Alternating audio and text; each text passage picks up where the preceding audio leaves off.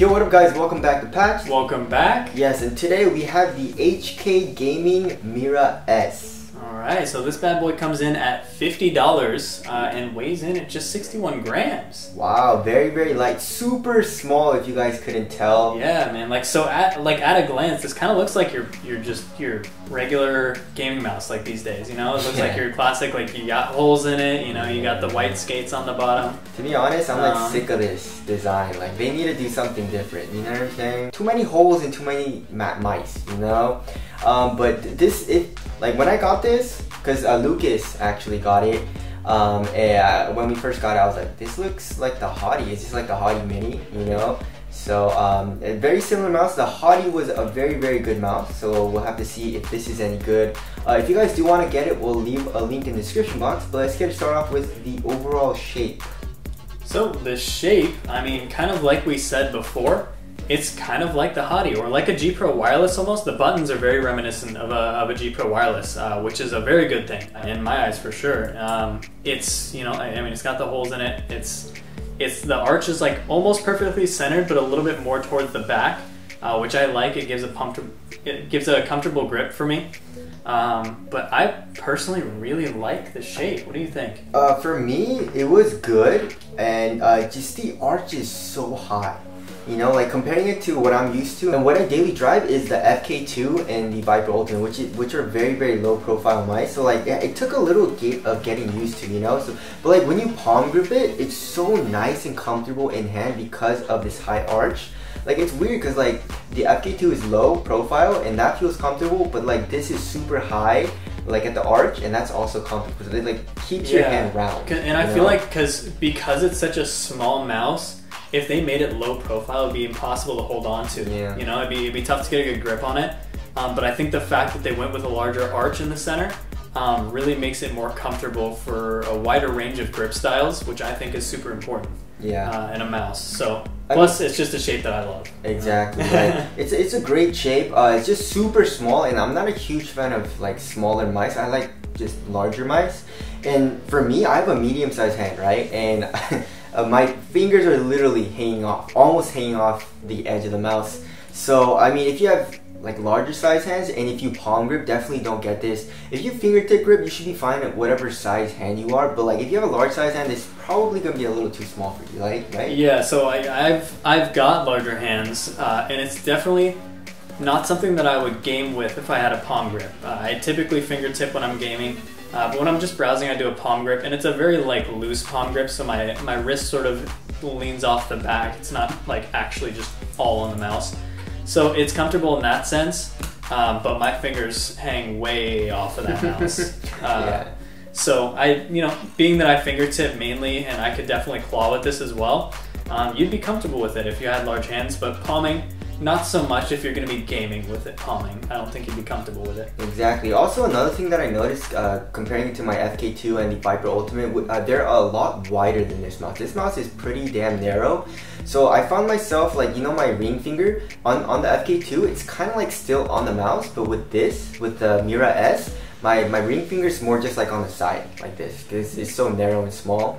So just keep that in mind. If you're a fan of smaller mice and a very, very high arch, that's basically kind of symmetrical, more like towards the middle, but like kind of hanging from the back, this is a great mouse shape. So as far as the dimensions for this mouse go, you're looking at a length of 114 millimeters, a width of 60.3 millimeters, and then the height or the depth is going to be 40 millimeters. So definitely pretty small, but that arch that's up there. That's up there. That's about the size for like a regular size mouse, and this is the S, which I'm going to assume stands for small. I'm going to go with that because rumor has it the M is coming out, which is going to be basically a larger version of this, and it'll be cool to see what happens there. Exactly. For sure. Alright, as far as the cord goes, it's a braided cord and it feels pretty nice. It's not as loose as like the Model O, but you know, it gets the job done. Yeah, and we did some B-roll with this as well of trying to move it around and everything, and it didn't budge. It's a good cable. I don't think you'll notice it. Obviously, still because it's a cable and it's there, you could need a bungee because you know it can still snag on things and all that. So watch out for that. If you've got a desk and you got things all over it and it might snag, get a mouse bungee. It's worth the investment for sure. Alright, as far as the buttons go, the buttons aren't bad. I would say they feel very, very similar to the Modelo. You know, the Modelo clicks aren't bad. They're a little mushy comparing it to like the Ultralight 2, the FK2, and the Hottie. This is a little bit softer, a little bit mushier feeling, if that's what you want to call it. But it's still a nice, satisfying click. Yeah. Yeah. I feel like jitter clicking wouldn't be hard with this for sure. I mean, it's pretty easy to click. There's a little bit of post travel on there, but I think once you're used to it, you'd be perfectly fine using this. And they're Omron switches, so they're rated for 50 million clicks. Okay. So you got that going. I don't think I've ever clicked 50 million times on a single mouse anyways. But yeah. That's crazy. And then of course the side buttons, they are pretty small, but they're actually very, very nice to click. Yeah. I like it. And that's another thing that kind of reminds me of the G Pro Wireless. The shape of those side buttons and the way they're placed is almost exactly like the G Pro Wireless, which I like. They're pretty low profile. They're not difficult to press though. But I would say because of the low profile, you have to be intentional when you press them, which I think is good, and that's a goal for a lot of companies now. You want to make sure that you're not misclicking anything in any of your side buttons, because I typically would bind them to something very important. Only thing I would say is, please, side buttons on this side too. Yes, please, exactly. I want more. This is a ambidextrous shape, but you know, not true ambidextrous because there's only side buttons on the left side, which you know sad. I'm okay with. But Lucas really likes having buttons on the side. Yeah, I like to have my like to use my ring finger hit the other side buttons. And then as far as the scroll wheel goes, scroll wheel is not bad. You know, it's not the most tactile, but it's not as smooth as the Modelo, which I like. I like my clicks to be very, very tactile on my scroll wheel, so it's okay. And then there is this rubber texture with like little circular knobs or nubs on it, so it's a little bit more grippy. And then of course, most importantly, there's RGB on the scroll wheel. Oh yeah, exactly. Yeah. I know you're going to say the DPI button, but this is way more important than that. Yeah. You got a DPI button here on top, you know, just your standard stuff, right? So buttons, they're okay. You know, I wouldn't say it's my favorite, but it's definitely not bad. So as far as the glides go, they're using pure PTFE glides, and they're really, really, really nice. They are very nice, and Yes. they kind of look like the that Microsoft like IntelliMouse sort of skates on there. They're like they're circular. Not something you see too often, but these are great skates. Good placement. You got two on the top, two on the bottom. And it glides around really nicely on just about any mouse pad. I mean, I tried it on a good, I want to say 3-4 different mouse pads, and it performed well on all of them. So good on them for that. Skates are awesome. Yeah, just watch out. The skates are relatively thin, actually really thin. So I feel like you'll blow through them pretty quickly. Look how thin that is, dude. I think if you're on a hard pad, yeah, exactly. you want to be careful. And you've got a 3360 in this bad boy, so I mean that's pretty typical. That's what Glorious uses. A lot of other companies are using that as well.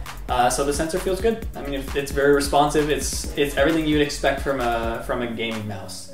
As far as the weight goes, 61 grams, and they say on their website plus or minus 2 grams. We're gonna have to check this. I assume for the cable. We're gonna have to check this. Yep. And see if they're lying. Are they lying? 65 grams? They lied to us? Yeah, I'm getting like 64 grams. Yeah. And I'm putting the cord up. Did you say 61? It says 61. Yeah. They gypped us by 3 grams. Yeah, a whole 3 grams. No, it's super light. You know, super light. Very, very. Like I don't even like my mice like that light. You know, like 70 to 80 grams is perfect for me. So 60 is super duper light. As far as the build quality goes, moving on like to the finish though, it's a very, very nice finish. It's smooth. Yeah. And like it doesn't pick up a lot of oil or dirt or whatever.